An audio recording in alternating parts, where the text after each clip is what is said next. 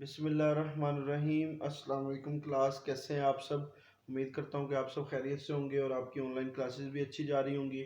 और मैं आपका sir Zahid Akbar, teacher of math subject. And previous lecture पे अगर हम बात करते हैं तो प्रीवियस लेक्चर में बेटा हमने क्या पढ़ा था। एक्सरसाइज 1.1 जो थी हमारी, वो हमने प्री नाइन्थ वालों की 1.1 एक्सरसाइज जो है मैथ की, वो हमने कंप्लीट की थी। आज मैं नई वीडियो लेकर आपके सामने हाजिर हुआ हूँ, जो कि लेक्चर नंबर 4 आपका है। एक्सरसाइज 1.1 के बाद अगर आप अपनी बुक ओपन करते हैं तो उसमें नेक्स्ट जो टॉपिक है वो क्या है, टाइप्स ऑफ अ मैट्रिसेस। ठीक है, टाइप ऑफ अ मैट्रिक्स। तो टाइप ऑफ अ मैट्रिक्स क्या था, टाइप ऑफ अ मैट्रिक्स क्या है कि आपके पास सम टाइप्स है मैट्रिक्स की, टोटल टाइप्स 12 होती हैं। ठीक है, तो 12 की डेफिनेशन यहाँ पे लिखना पॉसिबल नहीं है। जस्ट मैंने मैट्रिक्स की नाम्स लिखे हैं, कुछ नेम लिखे हैं, और साथ साथ मैं दूसरों के भी नेम लिखता जाऊंगा और हम उसको करते जाएंगे। जस्ट मैं आपको इनकी डेफिनेशन बताता जाऊंगा, वो आपने बुक ओपन करनी है, वहाँ से समझ लेना है, और कुछ सब की मैं एग्जाम्पल आपको समझाऊंगा। इंशाल्लाह ताला आपको समझ आ जाएगी, कोई मुश्किल नहीं है। अगर कोई मुश्किल हो तो आप मुझसे कॉन्टेक्ट कर सकते हैं, कमेंट्स में कुछ लिख कमेंट्स कर सकते हैं। उसके अलावा आप अपनी ऑनलाइन क्लासेस में मुझसे पूछ सकते हैं। देखें, फर्स्ट फर्स्ट जो हमारे पास टाइप है वो है रो मैट्रिक्स। रो मैट्रिक्स क्या होता है, ऐसा मैट्रिक्स जिसमें जस्ट वन रो पाई जाए, जो वन रो एग्जिस्ट करता हो, वो रो मैट्रिक्स कहलाता है। A matrix is called a row matrix if there exists only one row. There exists only one row. That will be matrix called a row matrix. आप जो मैं definition बता रहा हूँ आप वो भी कर सकते हो, जो बुक में दी हुई है वो भी, जो आपको इजी लगे वो आप कर सकते हो। मैं इसकी एक एग्जांपल आपको दे के बता रहा हूँ कि इसकी एग्जांपल के तौर पे अगर आप इसको देखें, 1 2 और 3। ठीक है, 1 2 और 3,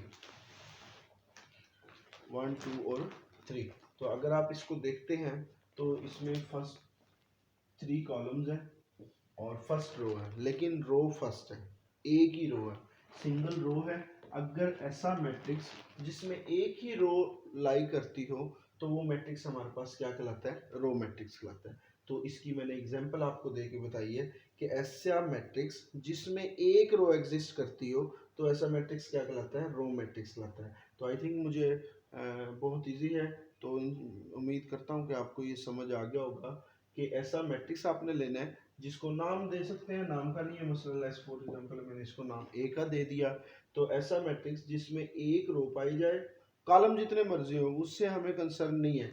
जस्ट ऐसा मैट्रिक्स रो मैट्रिक्स कहलाएगा जिसमें ओनली वन रो पाई जाएगी। ठीक है, नेक्स्ट आपके पास आ गया column matrix, same as it is ऐसे कॉलम मैट्रिक्स।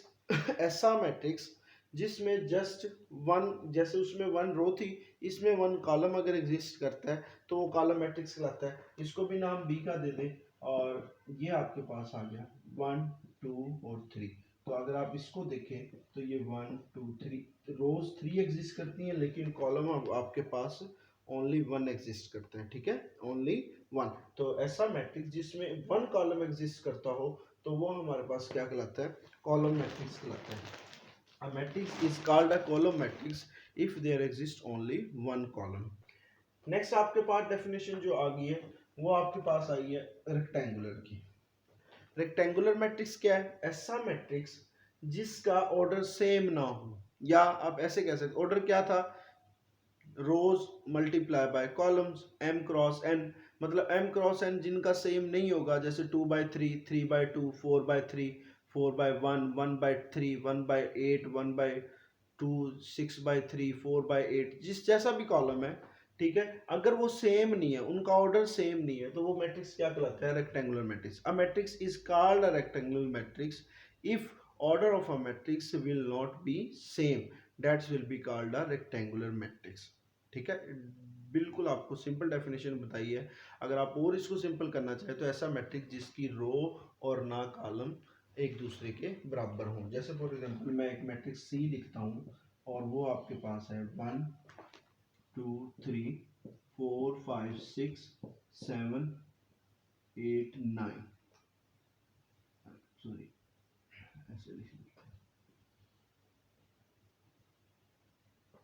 देखें इस मैट्रिक्स को अगर आप देखें, इसमें रोज कितनी एग्जिस्ट करती हैं, 2 रोज एग्जिस्ट करती हैं, कॉलम कितने एग्जिस्ट करते हैं, 3, मतलब ये 2/3 का कॉलम है। इसका ऑर्डर जो है वो 2/3 है। तो ये कौन सा मैट्रिक्स बन गया, रेक्टेंगुलर। ठीक है, समझ आ गई अभी। ये आपके पास क्या बन गया, रेक्टेंगल। वो मैं थोड़ा आगे आ जाता हूँ स्क्रीन के, लेकिन आपको पता है कि बोर्ड पे जितनी स्पेस है उसमें अब आपको बर्दाश्त करना पड़ेगा, लेकिन ये इंशाल्लाह आपको समझ आ जाएगी, इतना ज़्यादा मुश्किल नहीं है। तो ये आपको समझ आ गई होगी। रेक्टेंगुलर मैट्रिक्स ऐसा मैट्रिक्स जिसमें रेक्टेंगुलर मैट्रिक्स ऐसा मैट्रिक्स जिसमें रोज एंड कॉलम इक्वल ना हो, मतलब जिसका ऑर्डर सेम ना हो, तो वो मैट्रिक्स क्या कहलाता है, रेक्टेंगुलर मैट्रिक्स कहलाता है। और नल स्क्वायर मैट्रिक्स क्या होगा, ऐसा मैट्रिक्स जिसमें ऑर्डर सेम हो। अब सेम की आपको डेफिनेशन पता है, जैसे ये नॉट सेम है, सेम का मतलब जिनका ऑर्डर सेम होगा, 2/2, 3/3, 4/4, 8/8। तो ये सिंपल है, ये मैं आपको डी की वजह से वैल्यू बता देता हूँ, 1 2 3 4।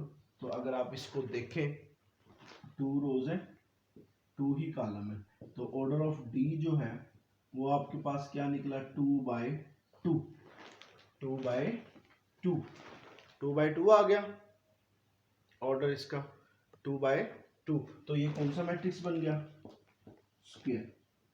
स्क्वायर की डेफिनेशन क्या है कि ऐसा मैट्रिक्स जिसके रो और कॉलम क्या हो, सेम हो, जिसकी ऑर्डर सेम हो, तो वो स्क्वायर मैट्रिक्स कहलाता है। तो मेरा ख्याल है आपको इसकी समझ आ गई होगी।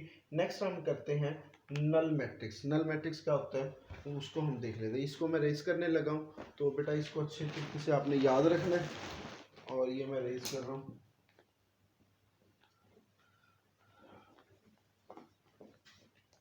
अब नेक्स्ट आपके पास वैल्यू आ गई नल मैट्रिक्स के। नल मैट्रिक्स में हमारे पास क्या होता है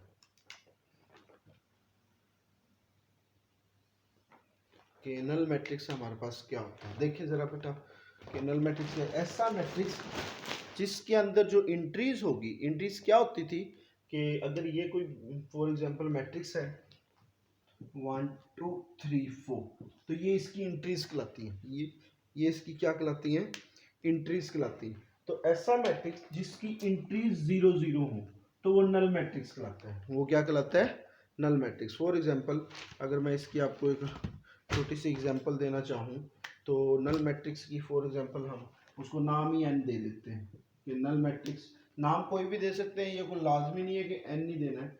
0 0 0 0, तमाम एंट्रीज इसमें क्या है, 0 0, तमाम एंट्रीज इसमें क्या है, 0 0। तो ऐसा मैट्रिक्स क्या कहलाएगा, नल मैट्रिक्स कहलाएगा।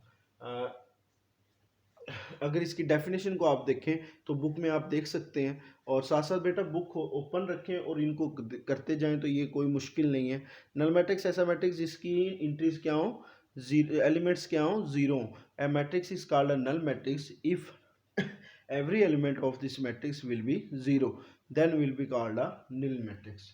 नेक्स्ट आपके पास आ गया ट्रांसपोज ऑफ अ मैट्रिक्स। बहुत इजी है कि ट्रांसपोज क्या है, a matrix if a matrix A is equal to 1 2 3 4 and ठीक है 1 2 3 4, then transpose of a matrix A will be interchange rows into column।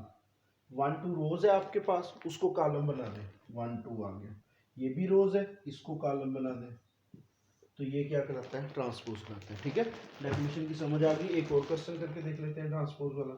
अगर ए के आपके पास 1 2 और 3 है, ये है आपके पास 1 2 और 3, और इसका ट्रांसपोज लेना है, तो आपने रो को कॉलम बना देना होता है, कॉलम को रो बना देते हैं। जैसे ये रो है, 1 2 3 क्या है, रो है, तो इसको क्या बना दिया हमने, कॉलम बना दिया। देखिए जरा, ये आपके पास रो है, तो इसको मैंने क्या किया, कॉलम बना दिया, तो ये इसका ट्रांसपोज आ गया। ठीक है भाई, बेटा समझ आ गया, ये इसका क्या कहलाता है, ट्रांसपोज कहलाता है। मुश्किल तो नहीं है, बहुत इजी है, बहुत ही इजी है, लेकिन ये आपको आना चाहिए। नेक्स्ट हम करते हैं ट्रांसपोज के बाद हमारे पास डेफिनेशन जो आती है वो आती है नेगेटिव ऑफ अ मैट्रिक्स। अगर आप इसमें देखें तो ये आपके पास डेफिनेशन है नेगेटिव ऑफ अ मैट्रिक्स, मनफी कालब जिसको उर्दू में कहा जाता है। इनके सॉरी मैं नाम बता देता हूँ, ये कालमी कालब कहलाता है, ये कालमी कालब है, ये कालब मैट्रिक्स कहलाता है, ये मुस्ततीली कहलाता है, ये मरबी कहलाता है उर्दू में, ये नल सिफरी, और इसको ट्रांसपोज ही कहते हैं, नेगेटिव को मनफी कहते होते हैं, ठीक, मनफी कालब। नेक्स्ट आ गया नेगेटिव मैट्रिक्स। अगर कोई आपके पास ए गिवन है 1 2 3 और 4 और वो कहता है कि इस मैट्रिक्स का नेगेटिव फाइंड करें, इस मैट्रिक्स का नेगेटिव फाइंड करें, क्या फाइंड करें, नेगेटिव। तो नेगेटिव क्या है कि आपने क्या करना है, जब जिस भी मैट्रिक्स का नेगेटिव फाइंड करना है उसको माइनस से मल्टीप्लाई करवा दें, पूरे मैट्रिक्स को माइनस से मल्टीप्लाई कर दें, वो उसका नेगेटिव आ जाएगा। जैसे ये माइनस ए से मुराद माइनस का 1, ओ सॉरी माइनस पहले बाहर लिखा है तो इधर भी माइनस लिख लें, 1 2 3 एंड 4। अब नेगेटिव का मतलब क्या है, साइन चेंज कर देना है। ये प्लस का 1 क्या हो जाएगा, माइनस का, ये माइनस का है, प्लस का, ये भी माइनस का, ये प्लस का, ये भी माइनस का, ये प्लस का, ये भी माइनस का। तो ये इसका नेगेटिव फाइंड हो गया। ठीक है, इजी है, एक और करके देख लेते हैं। अगर बी आपके पास -1 2 3 -4 हो और आपने इसका नेगेटिव फाइंड करना है तो आप सेम उसका माइनस बी लें, इधर भी -2 3 -4, और नेगेटिव की वजह से इसके साइन क्या कर दें, चेंज कर दें। करें ज़रा, ये माइनस का है, बाहर माइनस है तो ये प्लस का हो जाएगा, ये माइनस का हो जाएगा, ये भी माइनस का हो जाएगा, लेकिन ये माइनस है, ये क्या हो जाएगा, प्लस। मतलब साइन चेंज कर दें, क्या कर दें, साइन चेंज कर दें, तो वो हमारे पास क्या कहलाता है, नेगेटिव मैट्रिक्स कहलाता है। ठीक है, और नेक्स्ट आप देखें नेगेटिव मैट्रिक्स। नेगेटिव के बाद आपके पास आ गया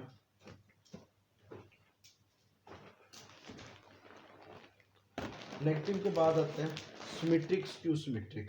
ठीक है, सिमेट्रिक और स्क्यू सिमेट्रिक मैट्रिक्स क्या होता है, ये डेफिनेशन लास्ट में जो लिखी हुई है अगर आप इसको देखें तो ये सिमेट्रिक एंड स्क्यू सिमेट्रिक के सिमेट्रिक एंड स्क्यू सिमेट्रिक क्या होता है। देखिए भाई, सबसे पहले सिमेट्रिक के बारे में पूछते लेते हैं। अगर ए है, अगर कोई मैट्रिक्स ए है और उसका अगर आप लेते हो ट्रांसपोज, ठीक है,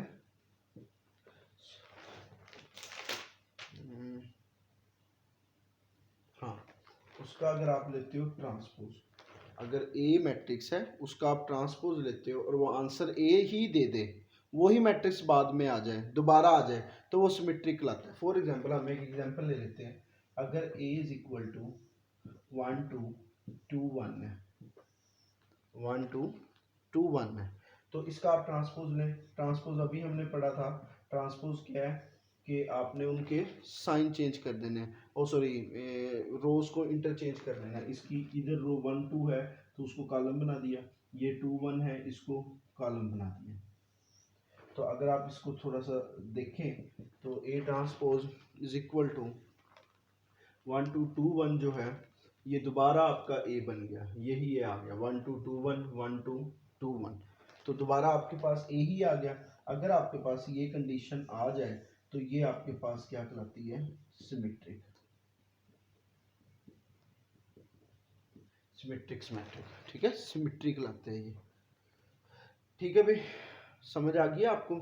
नेक्स्ट आपके पास है, दोबारा देख लें कि अगर कोई मैट्रिक्स ए है और अगर आप उसका ट्रांसपोज लेते हो और वो आंसर ए ही दे दे तो वो आपका सिमेट्रिक कहलाएगा। लेकिन स्क्यू सिमेट्रिक में क्या होगा कि अगर आप ट्रांसपोज लेते हो, स्क्यू सिमेट्रिक इजी है, सेम यही चीज़ है। अगर आप ट्रांसपोज लेते हो तो वो ए के इक्वल नहीं आता, वो माइनस ए के इक्वल आ जाता है। वो किसके इक्वल आ जाता है, माइनस ए के इक्वल आ जाता है, तो वो हमारे पास क्या कहलाता है, स्क्यू सिमेट्रिक कहलाता है। ठीक है, इसकी हम एक एग्जांपल ले लेते हैं स्क्यू सिमेट्रिक की, कि फॉर एग्जांपल अगर हम इसकी एक एग्जांपल लेते हैं, ये ए है, हम बुक वाले ही ले लेते हैं कि 0 2 3 और -2 और 0 और 1 और -3 -1 और 0, ये आपके पास वैल्यूज आ गई। अब इसका ट्रांसपोज ले लें। ट्रांसपोज लिया तो रोज कॉलम में कन्वर्ट होगी 0 2 और 3 और -2 0 और 1 -3 -1 और 0। अगर आप देखें तो ये इसके इक्वल तो नहीं आएगा। देखें 0 यहाँ पे प्लस का 2 है लेकिन इधर क्या है -2, तो ये तो सेम नहीं आया, तो इसका मतलब ये सिमेट्रिक नहीं है। अगर सेम आ जाता तो ए का ट्रांसपोज ए के इक्वल आ जाता तो वो सिमेट्रिक हो जाना था। अभी ये सिमेट्रिक नहीं है, तो फिर क्या करेंगे? अगर आपके पास पता हो कि एक मैट्रिक्स सिमेट्रिक नहीं है, सिमेट्रिक नहीं है, आपको नजर आ रहा है, तो उसको स्क्यू सिमेट्रिक बनाने के लिए जस्ट आप माइनस कॉमन ले सकते हो उस मैट्रिक्स में से, और कोई काम नहीं कर सकते। जैसे मैं माइनस कॉमन ले लेता हूँ, क्या ले लेता हूँ? Minus common. माइनस से मतलब जब माइनस कॉमन लेंगे अंदर वाले साइन चेंज हो जाएंगे। 0 2 3, ये माइनस का, ये भी माइनस का, प्लस हो गया, ये प्लस था, ये क्या हो गया माइनस का, ये 0 वैसे ही आ गया, माइनस था, ये भी प्लस हो गया, ये प्लस था, ये भी माइनस हो गया, ये प्लस था, ये भी माइनस हो गया, ये 0 आ गया। लेकिन अगर आप अब देखें तो ये दोनों सेम आ गए, ये दोनों क्या आ गए? सेम आ गए। देखें 0 2 3 -2 0 1 -3 -1 और 0। तो इसका मतलब जो ट्रांसपोज है, ट्रांसपोज इज इक्वल टू, ये माइनस वैसे ही आ गया और ये सारा मैट्रिक्स किसके इक्वल आ गया? ए के, तो ये बाय ए आ गया। तो अब देखें ये चीज बन गई, ए का transpose is equal to minus A का transpose is equal to minus A. तो अगर ए का transpose equal to minus A आ जाए तो ये स्क्यू सिमेट्रिक होता है। ये क्या होता है? मैट्रिक्स क्या होता है बेटा? स्क्यू सिमेट्रिक्स होता है। ठीक है, आपको समझ आ गई है? नेक्स्ट स्क्यू सिमेट्रिक की डेफिनेशन आपको समझ आ गई है कि ट्रांसपोज लें, ट्रांसपोज लेने से अगर वो वही आ जाए तो वो पहले ही सिमेट्रिक होता है। अगर वही ए आ जाए तो वो सिमेट्रिक है, अगर वो ए नहीं आता तो वो स्क्यू सिमेट्रिक होने के चांस हैं। और वो कैसे पता लगेगा? उसी में से माइनस कॉमन ले लें, जस्ट कुछ नहीं करना, माइनस कॉमन लेना है। अगर माइनस कॉमन लेने से वो ए आ जाए तो वो स्क्यू सिमेट्रिक है। अगर फिर भी ए नहीं आता तो ना वो सिमेट्रिक है और ना वो स्क्यू सिमेट्रिक है, ना वो सिमेट्रिक है और ना वो स्क्यू सिमेट्रिक है। अब नेक्स्ट देखें जो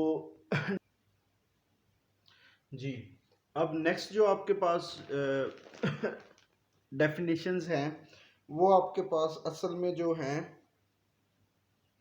जी, नेक्स्ट जो आपके पास डेफिनेशंस हैं जो असल में आपके पास हैं diagonal matrix and scalar matrix and identity matrix, तीन रह गई हैं।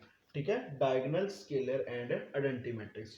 सबसे पहले हम बात करते हैं डायगोनल की, कि डायगोनल असल में होता क्या है। अगर हम इसकी डेफिनेशन को देखें तो हमेशा याद रखना, फर्स्ट डायगोनल, स्केलर और आइडेंटिटी के लिए सबसे पहले ये याद रखना है कि ये हमेशा वो मैट्रिक्स होता है जो पहले ऑलरेडी स्क्वायर होता है। स्क्वायर की क्या डेफिनेशन थी?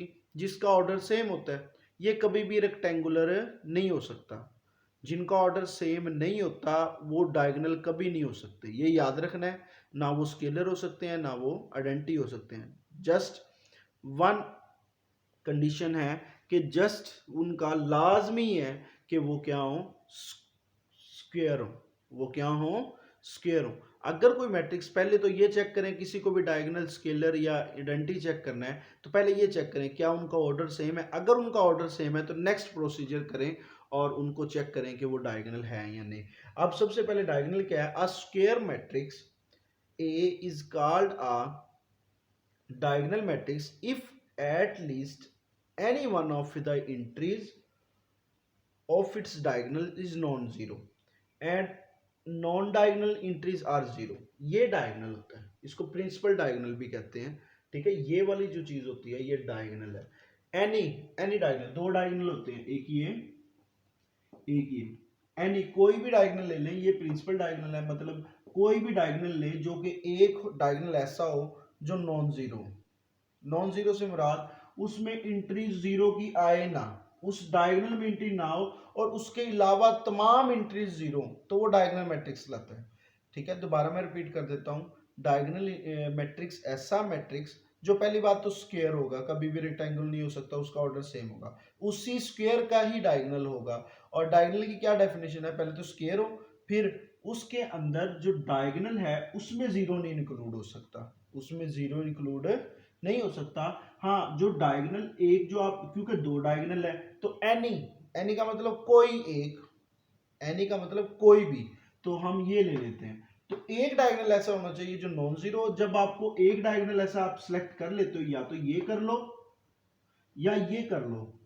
जब आप सिलेक्ट कर लेते हो तो बाकी तमाम एंट्रीज को जीरो कर दो, बाकी तमाम एंट्रीज को जीरो कर दो, तो ये क्या कहलाता है, डायगोनल मैट्रिक्स कहलाता है। और इसमें 1 2 3 तमाम के तमाम वन नहीं करने, जैसे ये 1 है, ये 2 है, इसको आप 6 कर सकते हो। अगर आपने ये 1 कर दिया तो ठीक है, ये 1 आ गया, ठीक है। लेकिन तमाम 1 नहीं आ सकते, तमाम 1 नहीं आ सकते, ठीक है। एक से ज्यादा 1 आ सकते हैं लेकिन तमाम 1 नहीं आ, ऐसे कोई भी आ सकता है, ठीक है। अब ये क्या कहलाता है, डायगोनल मैट्रिक्स। आगे आ गया स्केलर मैट्रिक्स। स्केलर भी वही है कि वो स्क्वायर होना चाहिए और वो डायगोनल भी होता है, लेकिन उसके अंदर जो डायगोनल की एंट्रीज होती हैं वो सेम होती हैं, लेकिन उसमें 1 इंक्लूड नहीं होता। ना डायगोनल में तमाम एंट्रीज में 1 इंक्लूड होता है, ना स्केलर में तमाम एंट्री में 1 इंक्लूड होता है। लेकिन स्केलर में 1 के अलावा तमाम शामिल है, लेकिन वो सेम हो। यहाँ पे तो ये डिफरेंट है, ये डिफरेंट है, ये डिफरेंट है, लेकिन स्केलर में डिफरेंट नहीं है। स्केलर में तमाम के तमाम क्या होने चाहिए, सेम होने चाहिए। सेम से मुराद यहाँ पे 2 रख लें तो इधर भी 2 ही आना चाहिए, तो ये स्केलर है। अगर हम इसकी एक और एग्जांपल करें तो ये 4 रखा है, तो उस हर डायगोनल एंट्रीज पे जो आपने सेलेक्ट कर लिया है डायगोनल, वो सेम होना चाहिए। तो ये डायगोनल क्या कहलाता है, स्केलर मैट्रिक्स कहलाता है। ऐसा डायगोनल जो होता है ये क्या कहलाता है, स्केलर मैट्रिक्स कहलाता है। अब बारी आ गई यूनिट मैट्रिक्स की। अभी मैंने बताया डायगोनल में तमाम 1 नहीं हो सकते, स्केलर में तमाम 1 नहीं हो सकते, लेकिन यूनिट इसलिए 1 नहीं हो सकते क्योंकि अगर वो सारा 1 हो जाए तो वो फिर डायगोनल और स्केलर नहीं रह जाता, वो क्या बन जाता है, यूनिट मैट्रिक्स। क्या बन जाता है, यूनिट मैट्रिक्स। यूनिट मैट्रिक्स की डेफिनेशन क्या है, वो आप इसमें से भी देख सकते हो कि तमाम इंट्रीज 1 1 हो जाए, तमाम इंट्रीज 1 1 हो जाए डायगोनल की, तो वो क्या कहलाता है, डायगोनल मैट्रिक्स, इसलिए यूनिट मैट्रिक्स। तो इसलिए मैं कह रहा था कि डायगोनल में तमाम 1 नहीं होने चाहिए, स्केलर में तमाम 1 नहीं होने चाहिए। अगर वो तमाम के तमाम सेम 1 हो जाएं तो वो फिर स्केलर नहीं रहेगा, वो किस में चला जाएगा, वहदानी कालब में, जिसको हम यूनिट मैट्रिक्स कहते हैं। ठीक है गाइस, समझ आ गई आपको बेटा कि ये 1, इसमें जस्ट 1 1 डायगोनल एंट्रीज जो होंगी वो किस चीज को शो कर रहे हैं कि ये कौन सा मैट्रिक्स है, यूनिट मैट्रिक्स है। डायगोनल, स्केलर और यूनिट की आपको बखूबी समझ आ गई होगी। ठीक है, तो गाइज ये थी आज की आपकी वीडियो, और उम्मीद करता हूँ कि आपको पसंद आई होगी। और क्योंकि आज वाला काम आपका थोड़ा सा ज़्यादा भी था, लेकिन मैंने कोशिश फुल की है कि आपको डेफिनेशन भी समझा दूं और उनकी एग्जांपल भी समझाऊं, और अल्हम्दुलिल्लाह मेरा ख्याल है कि मैं सक्सेसफुल हुआ हूं। और आपने इनकी डेफिनेशन को अच्छे तरीके से करना है, इनको जो रीड आउट, ये एग्जांपल आपको समझ आ गई है जैसे मैंने बताया, अगर आप ऐसे माइंड में इनको याद रखते हो तो डेफिनेशन की ज़रूरत नहीं पड़ेगी, कहीं पे भी आपको पता होगा कि इसको, इसकी कॉन्सेप्ट, आपको जस्ट कॉन्सेप्ट आना चाहिए कि असल में ये चीज़ें होती क्या हैं।